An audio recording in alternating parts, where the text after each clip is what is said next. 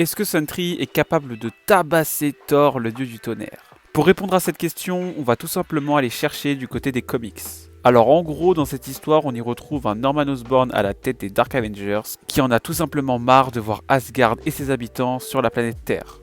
Il va donc approcher Sentry qui, je vous le rappelle, est totalement instable mentalement et membre des Dark Avengers, pour faire en sorte qu'il détruise Asgard, notamment grâce à son alter ego Void. Forcément, quand Asgard est en danger, Thor est directement concerné. C'est donc dans ce comics nommé Siège qu'on peut assister à un combat entre Thor le dieu du tonnerre et Sentry le fou du bus. Au fur et à mesure du combat, Sentry va laisser le Void prendre le contrôle total pour tenter de venir à bout de Thor et des Avengers. Il va d'ailleurs tuer Loki au passage. Après une lutte acharnée, Iron Man décide de faire écraser un héliporteur du Shield pour se débarrasser de Void une bonne fois pour toutes. Et une fois l'explosion passée, Bob, donc Sentry, est revenu à lui et supplie les Avengers de le tuer, sauf que ces derniers refusent.